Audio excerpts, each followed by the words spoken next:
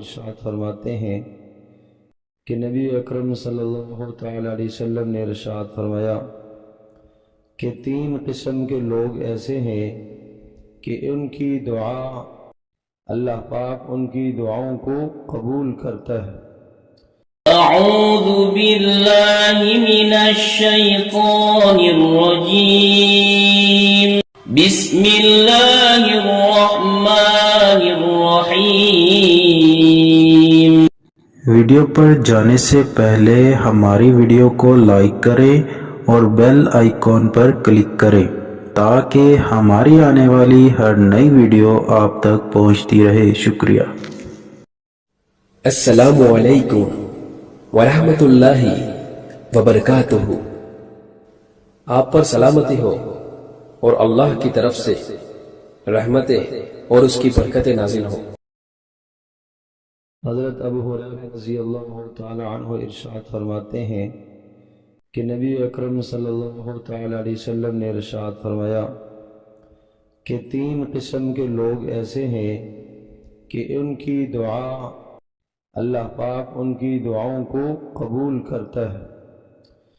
ایک روزہ دار جب وہ افطار کے وقت دعا کرے، دوسرا نیک عادل بادشاہ، اور تیسرا مظلوم شخص، اس کی دعا کو اللہ پاک بادلوں سے اوپر اٹھا لیتا ہے اور پھر اس کے لیے آسمان کے سارے دروازے کھل جاتے ہیں، اور اللہ تبارک و تعالی یہ ارشاد فرماتے ہیں کہ میری عزت اور میرے جلال کی قسم، میں اس شخص کی ضرور مدد کروں گا اگرچہ کچھ وقت لگ جائے۔ حضرت صلی اللہ علیہ وسلم نے اس مبارک حدیث میں 3 قسم کے لوگوں کی دعا کے متعلق ارشاد فرمایا کہ ان کی دعا اللہ پاک کبھی بھی رد نہیں کرتا، گویا کہ ان کی دعا ہمیشہ قبول ہوتی ہے۔ پہلا وہ شخص جو افطار کے وقت دعا کرتا ہے، اللہ پاک اس کی دعا کو قبول کرتے ہیں۔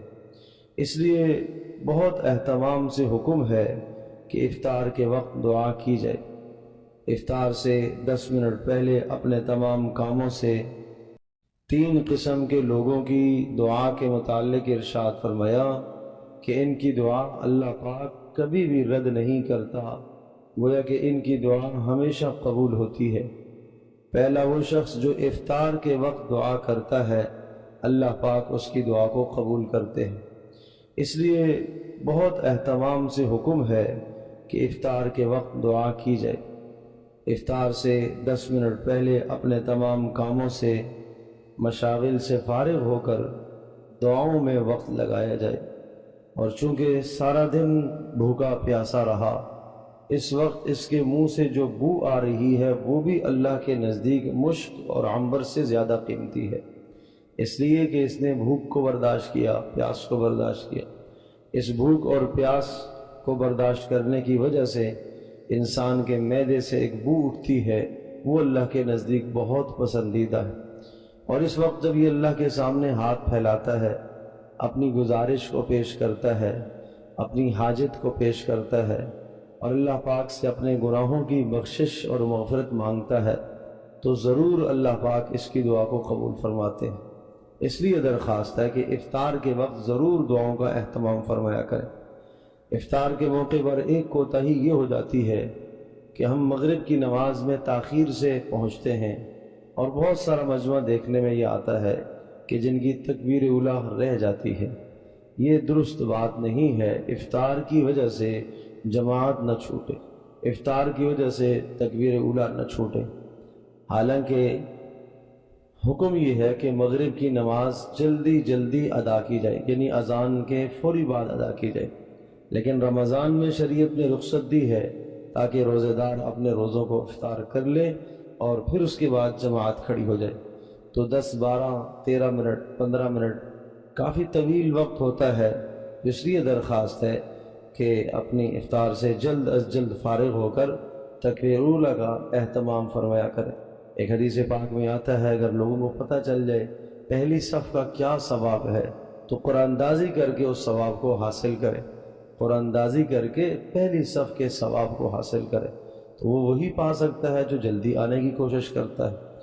تو اس لیے فرمایا کہ افطار کے وقت روزہ دار کی دعا رد نہیں ہوتی۔ اور دوسرا، امام عادل، عدل و انصاف کرنے والا بادشاہ، ہر با اختیار آدمی، بادشاہ سے مراد ایک تو حقیقت میں جو بادشاہ ہے جس کے ذمے امت مسلمہ کی اقتدار اور حکومت ہو وہ، اور اس سے مراد وہ شخص بھی ہے کہ جس کے ماتحت کچھ لوگ کام کرنے والے ہیں اور وہ عدل و انصاف کے ساتھ کام کرتا ہے، ان کے ساتھ زیادتی نہیں کرتا، ظلم نہیں کرتا، انصاف سے پیش آتا ہے، تو یہ عدل کرنے والا، انصاف کرنے والا اپنے ماتحتوں پر جب بھی جو دعا کرے گا اللہ پاک اس کی دعا کو رد نہیں کرتا۔